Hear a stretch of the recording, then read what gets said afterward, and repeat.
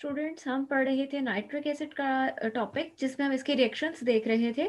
और हमने अपने पिछले टॉपिक में, पिछले अपने लेक्चर में देखा कि नाइट्रिक एसिड मेटल्स के साथ किस तरह से रिएक्ट करता है। तो हमने अपने पिछले लेक्चर में कुछ मेटल्स के साथ रिएक्शन इसके देख लिए थे। अब हम रिमेनिंग मेटल्स के साथ इसके रिएक्शंस देखेंगे।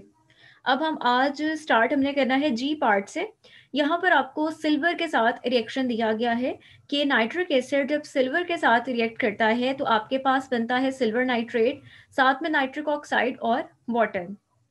नेक्स्ट आपके पास इसको एच पार्ट जो है वो रिएक्शन दिया गया है विद टिन। टिन यानी जिसको आप एस एन से रिप्रेजेंट करते हैं। आपके पास यहाँ पर डिफरेंट प्रोडक्ट्स होंगी, अगेन डिपेंडिंग कि आप कौन सी कंडीशन यूज कर रहे हैं।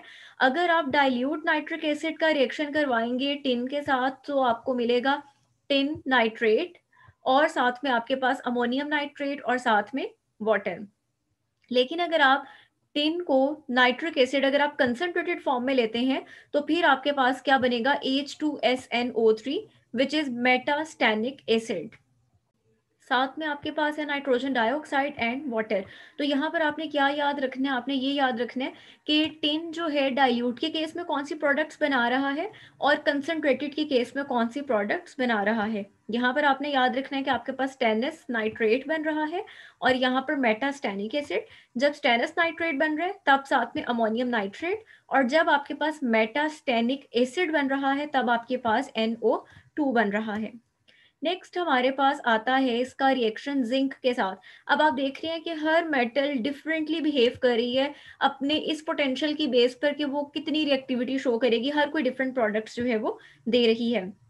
सिमिलरली अगर आप नाइट्रिक एसिड की जिंक की बात करें तो जिंक भी आपको डिफरेंट प्रोडक्ट्स देगी नाइट्रिक एसिड के साथ, और डिपेंड करता है कि आपके रिएक्शन की कंडीशंस क्या है। कौन सी कंडीशन, कि आपके नाइट्रिक एसिड की कंसंट्रेशन क्या है और आप कौन से टेम्परेचर पे रिएक्शन करवा रहे हैं।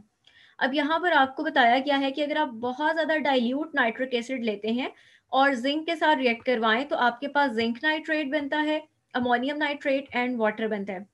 अगर आप डाइल्यूट सोल्यूशन यानी वेरी डाइल्यूट तो बहुत ज़्यादा डाइल्यूट था, ये उसके मुकाबले में कम डाइल्यूट है, थोड़ा सा कंसेंट्रेटेड है। यानी अगर आप डाइल्यूट फॉर्म लेते हैं तब आपके पास क्या बन रहा है, जिंक नाइट्रेट और साथ में die nitrogen oxide and water.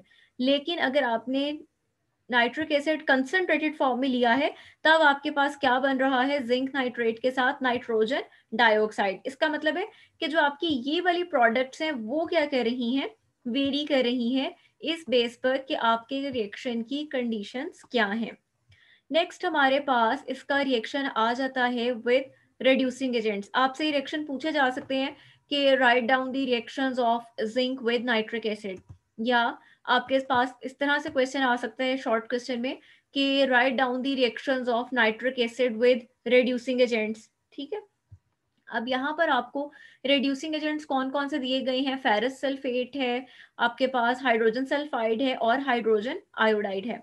अब जब इसके साथ ये रिएक्शन होगा तो ये क्या आपके पास रिएक्शन होगा कि आपके पास जो, मैं इसको हाईलाइट कर देती हूँ, आपके पास जो फेरस सल्फेट है ये कन्वर्ट हो जाएगा फेरिक सल्फेट में।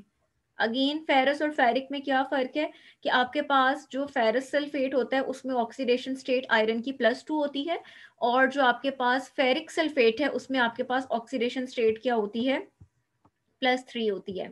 एक आयरन की, 2 की 6 होगी यहाँ पर। और आपके पास जो नाइट्रिक एसिड है वो खुद किस में कन्वर्ट हो रहा है, खुद वो कन्वर्ट हो रहा है NO में। उसके बाद आपके पास आ जाता है नाइट्रिक एसिड का रिएक्शन हाइड्रोजन सल्फाइड के साथ। उसमें आपके पास हाइड्रोजन सल्फाइड जो है वो किस में कन्वर्ट हो रहा है, सल्फर में। और आपके पास जो नाइट्रिक एसिड है वो किस में कन्वर्ट हो रहा है, नाइट्रिक ऑक्साइड में। इसका मतलब है कि नाइट्रिक एसिड जो है वो इन रिड्यूसिंग एजेंट्स को क्या कर रहा है, ऑक्सीडाइज कर रहा है। यानी इतना पावरफुल ऑक्सीडाइजिंग एजेंट है कि जो रिड्यूसिंग एजेंट्स हैं उनको भी क्या कर रहा है, ऑक्सीडाइज कर रहा है। नेक्स्ट आप देखो कि नाइट्रिक एसिड जो है वो हाइड्रोजन आयोडाइड को किस में कन्वर्ट कर रहा है, आयोडीन में। तो ये आपके पास इसके रिएक्शंस आ गए। नेक्स्ट हमारे पास इसका रिएक्शन है, नेक्स्ट हम देखेंगे फिफ्थ। फिफ्थ आपके पास आ जाता है एक्वारीजिया। एक्वारीजिया आपके पास क्या है? ये आपके पास एक मिक्सचर है जिसमें आप 1 वॉल्यूम लेते हैं कंसंट्रेटेड नाइट्रिक एसिड और 3 वॉल्यूम्स आप लेते हैं कंसंट्रेटेड HCl। अब ये 1 वॉल्यूम और 3 वॉल्यूम का क्या मतलब है? यानी आपके पास HNO3 और जो है HCl, आप इनकी कोई भी वैल्यू वॉल्यूम की ले सकते हैं, लेकिन उनकी रेशो क्या रहनी चाहिए? उनकी रेशो रहनी चाहिए कि आपके पास हमेशा इसकी रेशो 1:3 होनी चाहिए।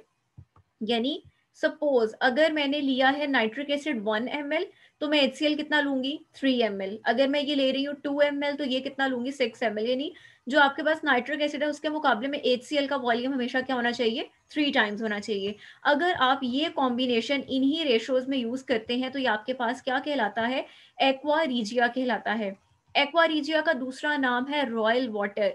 रॉयल वाटर यानी ये अपने अंदर जो बहुत ज्यादा प्रीशियस मेटल्स हैं, ये उनको अपने अंदर क्या कर लेता है? डिसॉल्व कर लेता है। आपने पीछे एक पॉइंट पढ़ा था, जब मैंने आपको मेटल्स के रिएक्शन पढ़ाए तो वहां हमने एक पॉइंट पढ़ा नाइट्रिक एसिड के रिएक्शंस में ही, कि नाइट्रिक एसिड जो है वो इनर्ट मेटल्स गोल्ड प्लैटिनम इनके साथ रिएक्ट नहीं करता। लेकिन इनके साथ रिएक्ट नहीं करता, लेकिन अगर हमने गोल्ड को डिसॉल्व करना तो किस में करेंगे? तो गोल्ड आपके पास एक्वारीजिया में डिसॉल्व होता है। ये आपका बहुत ज्यादा इंपॉर्टेंट पूछा जाने वाला शॉर्ट क्वेश्चन है कि व्हाट इज एक्वारीजिया।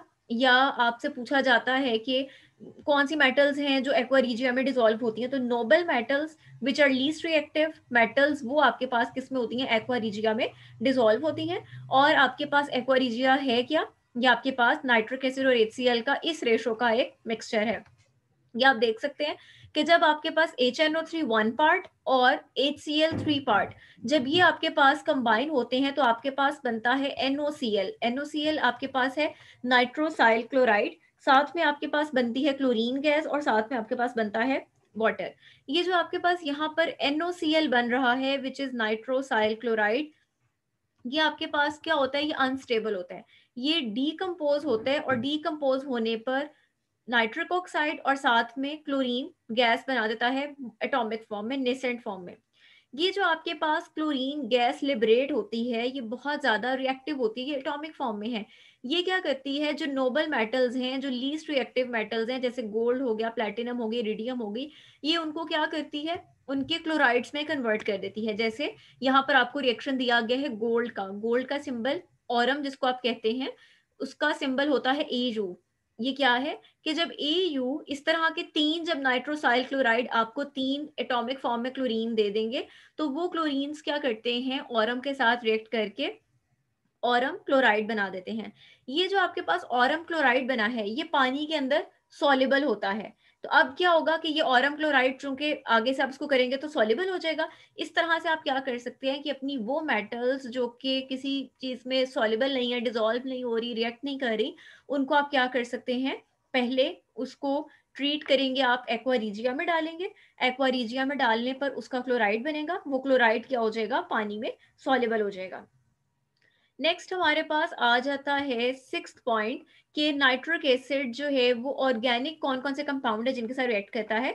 तो ये ग्लिसरीन के साथ, टोलुइन के साथ और फिनोल के साथ रिएक्ट करता है, जिनकी हेल्प से आप क्या कर सकते हैं? एक्सप्लोसिव्स यानी जो धमाका खेज मटेरियल हैं, जो डिफरेंट किस्म की जो आपके फायर क्रैकर्स हैं उनमें भी इनको यूज किया जाता है। कौन कौन सी चीजें बना सकता है? अगर ग्लिसरीन के साथ रिएक्ट करेंगे तो नाइट्रोग्लिसरीन बनेगा। टोलुइन के साथ रिएक्ट करेंगे तो ट्राई नाइट्रोटोलुइन TNT बनेगा। TNT यानी टोलुइन के साथ 3 नाइट्रो ग्रुप्स लगे हैं। TNT बहुत ज्यादा एक फेमस जो है वो एक्सप्लोसिव मटेरियल है, जो आमतौर पर जो हमारे बॉम्ब्स होते हैं उनमें भी यूज किया जाता है। और इसके अलावा अगर आप फिनोल को नाइट्रिक एसिड से ट्रीट करें तो आपके पास क्या बनेगा? पिक्रिक एसिड बनेगा। तो ये थे रिएक्शंस इसके ऑर्गेनिक कंपाउंड्स के साथ। नेक्स्ट हमारे पास आ जाते हैं नाइट्रिक एसिड के यूजेस।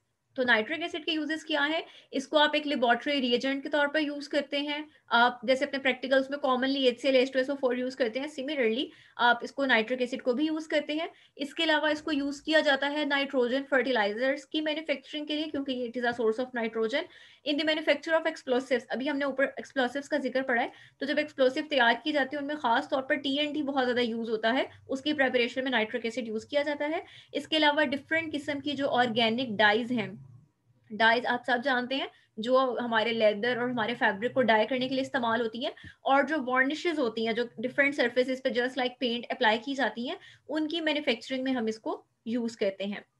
ये था आपका नाइट्रिक एसिड का टॉपिक, और इस टॉपिक तक आपकी बहुत सारी क्वेश्चंस हैं जिनको आपने याद करना है। तो इनके लिए बेस्ट यही है कि आप सबसे पहले अपने माइंड में ये याद रखें कि चाहे उसकी एक शॉर्ट सी की बना लें कि कौन सा रिएक्टेंट जो है वो नाइट्रिक एसिड के साथ कौन सी प्रोडक्ट दे रहा है।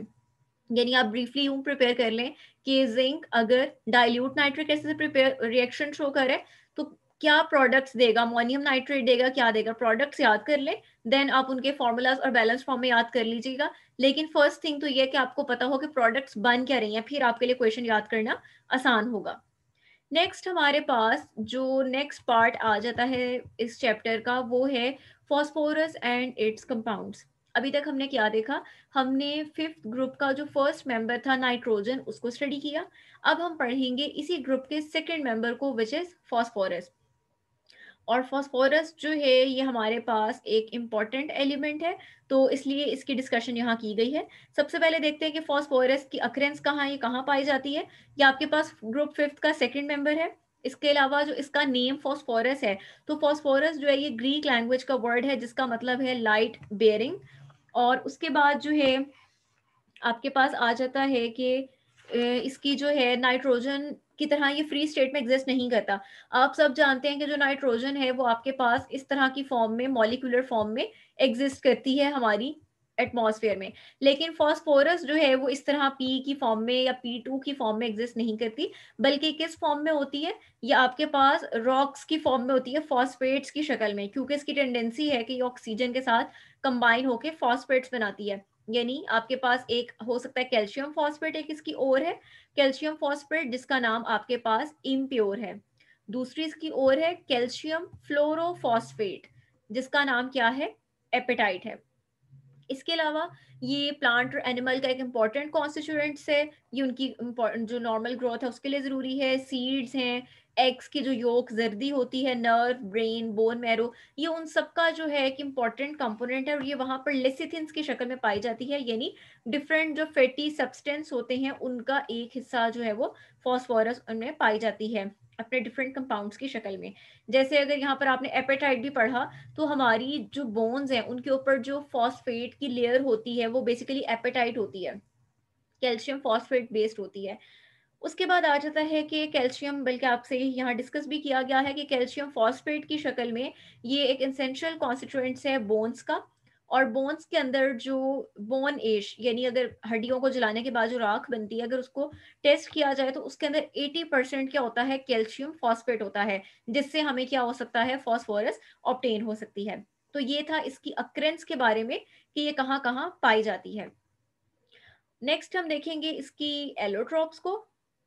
ये हम अपने अगला कल के लेक्चर में देखेंगे। और यहाँ तक अगर आपको कोई कंफ्यूजन है, कोई क्वेश्चन है, तो आप पूछ सकते हैं। Thank you.